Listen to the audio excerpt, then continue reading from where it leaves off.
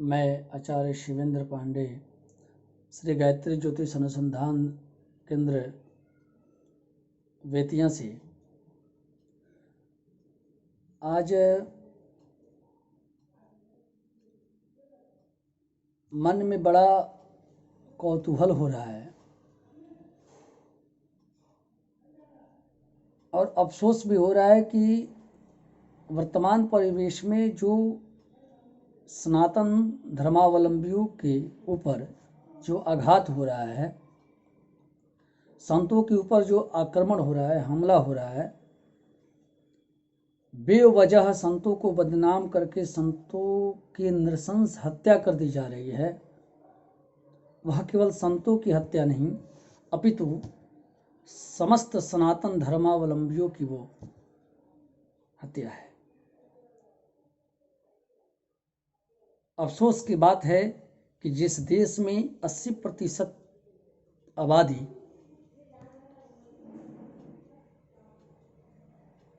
एक समुदाय विशेष की हो, जो बहुसंख्यक हैं, उनकी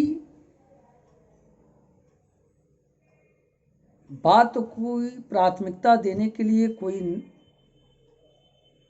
समाज का अग्रणी व्यक्ति आगे नहीं आता। सब डरते हैं। ये अफसोस की बात है कि बहुसंख्यकों की दशा दुर्दशा को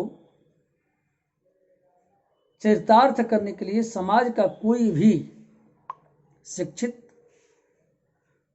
या समाज का अपने आप को तथाकथित कहने वाले जो अग्रणी लोग हैं, वो आगे आकर ऐसे ऐसे मुद्दों पर बोलने से डरते हैं, हिचकते हैं।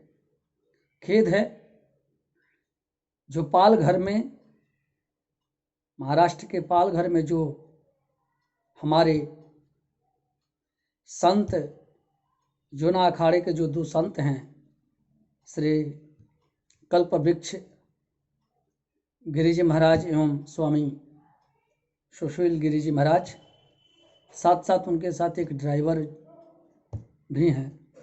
इन दोनों संतों की जो मृत्यु हुई है, जो दर्दनाक हत्याएं हुई हैं, क्या सनातन धर्म को झकझोर देने वाली नहीं है? इन सभी चीज़ों को देखने के बाद तो मुझे यही ज्ञात होता है कि जो मुगल कालीन समय में संतों के ऊपर आक्रमण होते थे और संत सनातन की रक्षा के लिए अपने जान को गंवा दिए, मुझे लगता है कि शायद वही समय अभी दिख रहा है।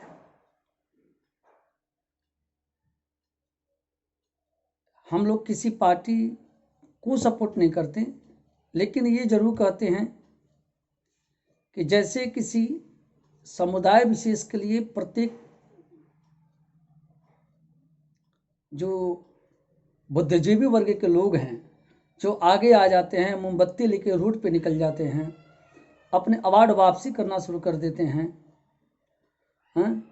विभिन्न विभिन्न प्रकार के प्रतिक्रियाएं देना प्रारंभ कर देते हैं, वो लोग क्यों चुप हैं? उनको आना चाहिए, इन संतों की नृशंस हत्या के बारे में बोलना चाहिए। वहाँ के शासन, वहाँ की प्रशासन क्या कर रही थी?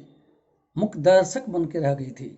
उनके समक्ष दो बेसहाय संतों की हत्या कर दी जाती है पीट पीट के। मॉब लिंचिंग की घटनाएं को दे दिया जाता है। किसी समुदाय विशेष के यदि किसी व्यक्ति का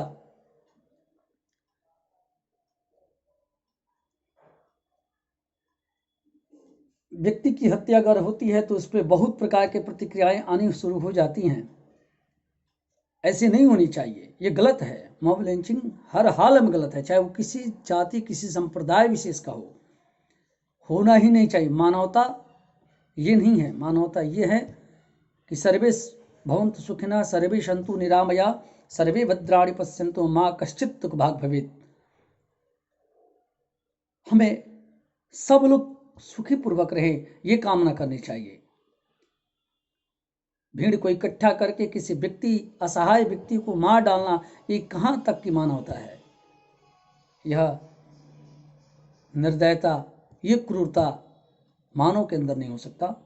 मानव तो सभ्य होते हैं, और जहाँ सभ्य लोग होंगे वहाँ सभ्य समाज का निर्माण होता है, संस्कार उत्पन्न होते हैं। मन दुखी है, व्यथित है कि इस वर्तमान समय में ऐसी परिस्थितियां उत्पन्न हो जा रही हैं कि एक सद्भावना को, सद्विचार को, सद्विवेक को परिभाषित करने वाले जो संत समाज हैं, जो सदैव अहिंसात्मक विचारों को रखते हैं, हिंसा का सदैव विरोध करते हैं, उन अहिंसात्मक प्रवृत्ति के लोगों के ऊपर ऐसे निर्दयता पूर्वक उनकी हत्या कर दी जाती है। आप उन संत का श्री स्वामी कल्प वृक्ष गिरि जी महाराज की आप वीडियो को देखें। एक वीडियो हमने देखा जिसमें वो भक्तों को श्रीमद् भागवत महापुराण की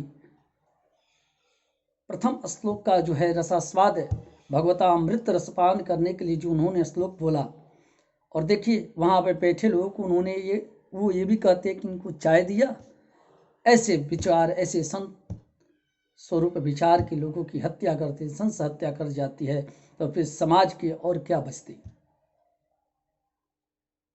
बड़ा दुख है, खेद है मन में। हम लोगों को ऐसा नहीं होना चाहिए। हमारे ये भारतीय संस्कृति, भारत देश तो अपने आप संस्कार का जीता जागता उदाहरण है। संपूर्ण विश्व के एक अपने अनूठे छाप को प्रदर्शित करता है, संपूर्ण विश्व को ज्ञान देता है कि सर्वे भवन्तु सुखिनः। इतना ही नहीं, सहना भवतु सहनौ भुनक्तु सवीर्यं करवावहै तेजस्विनावधीतमस्तु माँ विद्विषावहै। ये मेरा सनातन और मेरा भारतवर्ष कहता है कि हम साथ साथ आवें, साथ साथ जिएं, साथ साथ कार्य करें, अपने पराक्रम को करें और संपूर्ण विश्व को लेकर साथ चलें। सब लोग सत्य को बोले। ये सनातन, यह संपूर्ण, ये हमारी जो संस्कृति है, यह बतलाती है। धर्म को परिभाषित करते हुए विद्वानों, मनीषियों ने अनेक अनेक प्रकार से लोगों को बताया है, लेकिन भारतीय संस्कृति की महत्ता इतनी है कि सत्य, अहिंसा, गुणैश्रेष्ठा, विश्व बंधुत्व शिक्षिका, विश्व शांति सुखाधारती भारतीय ही संस्कृति। जहाँ सत्य हो, अहिंसात्मक प्रवृत्तियां हों, गुणैश्रेष्ठा उच्च गुण हों, मातृवत गुण हो, लुष्ठवत गुण हो और आत्मवत गुण हो, विश्व बंधुत्व शिक्षिका, संपूर्ण विश्व के हम अपने बंधुत्व के समान समझें, संपूर्ण विश्व को हम कुटुंब समझें, संपूर्ण विश्व के लोगों को हम अतिथि समझते हों, अतिथि देवो भवः के नारा देते हों, तब ये विश्व शांत होगा और ये पृथ्वी हरित होती रहेगी, प्रफुल्लित होगी। और उस भारतवर्ष में ऐसे मॉब लिंचिंग करके असहाय व्यक्तियों को मार दिया जाए, ये तो बड़ा गलत है। ये झकझोर देता है मन को, आत्मचिंतन करने पर विवश करता है कि ऐसा हमारे देश में क्यों, जो ऋषियों मनीषियों का, सूफी संतों का देश रहा है, उस देश में ऐसे लोगों के अंदर भावनाएं जागृत क्यों होती हैं? लोगों को क्यों इस प्रकार से उनके मानसिक उत्तेजना उत्पन्न हो जाती है उनके मन में, ताकि वह ऐसे निर्दयता पूर्वक हत्याएं कर देते हैं। मेरी आरोप उन शासन और प्रशासन के ऊपर भी है, जो पुलिस अधिकारी 3 लोग की रक्षा 15 पुलिस वाले नहीं कर सकते हैं, तो मैं ये कहता हूं कि जो रक्षक हैं यदि वही भक्षक बन जाएं तो फिर हमारा समाज कहाँ जाएगा? हम किसके आश्रय में जाएंगे? अगर समाज का अग्रणी, जैसे देश का राजा ही अगर पतित हो जाए, निर्दय हो जाए, तो फिर तो भगवान का अवतरण होना निश्चित हो गया। हम जानते हैं, इतिहास गवाह है कि जब हिरण्यकश्यप के आतंक से संपूर्ण विश्व डोल गया था, इतना तक कि वो अपने पुत्र को भी, जो भगवान नाम संकीर्तन करते थे, प्रहलाद जी, उनको भी मार देने के लिए उद्यत था। वो अपने आप को स्वयंभू भगवान समझता था। ऋषियों मनुष्यों पे आक्रमण करता था। सहस्त्रार्जुन की कथा आपने देखी होगी कि उसने कितने ऋषियों को मार दिया, ऋषियों के आश्रमों को उजाड़ देता था, आग लगा देता था। तो भगवान को परशुराम के रूप में अवतरण लेना पड़ा और सहस्त्रार्जुन का वध करना पड़ा। भगवान को नरसिंहा रूप में अवतार लेना पड़ा और हिरण्यकश्यप का वध करना पड़ा। भगवान को कृष्ण के रूप में अवतरण होकर कृष्ण का वध करना पड़ा। भगवान श्री राम के रूप में आकर, मर्यादा पुरुषोत्तम श्री राम के रूप में आकर उस आतताई रावण का उन्होंने वध किया। क्या हम इन कथाओं से सबक नहीं लेते कि जब पाप बढ़ेगी तो फिर भगवान का अवतरण होगा। प्रकृति जो है अपनी संतुलन स्वयं बना लेगी। इसलिए मन व्यथित है। निवेदन करता हूँ कि महाराष्ट्र के पालघर में जो संतों के ऊपर जो आक्रमण हुए हैं वह बहुत दिल को दहला देने वाले हैं। वहाँ के शासन प्रशासन इस पर कार्य करे और संतों को जो है इस घटना के विरोध में आने के लिए प्रयत्न किया जाए, क्योंकि यदि संत आ गए ना तो संत शस्त्र और शास्त्र दोनों जानते हैं। जहाँ शास्त्र की आवश्यकता होती है वहाँ शास्त्र देते हैं, ज्ञान देते हैं, और जहाँ शस्त्र की आवश्यकता होती है वहाँ फिर शस्त्र की भी विद्या वो जानते हैं।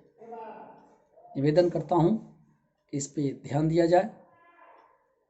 माननीय मुख्यमंत्री जी, माननीय हमारे देश के प्रधानमंत्री जी, एवं मैं सबसे पहले अपने मीडिया कर्मी से कहूँगा कि जो हमारे मीडिया कर्मी लोग हैं वह सत्य को दिखाएं, सत्य से भगे नहीं। अगर सत्य को आप ही छोड़ दें, आप तो समाज को ऐना दिखाते हैं, समाज के प्रत्येक उस गलत सही की बातों को दिखाकर समाज को फिर आप स्वच्छ बनाते हैं।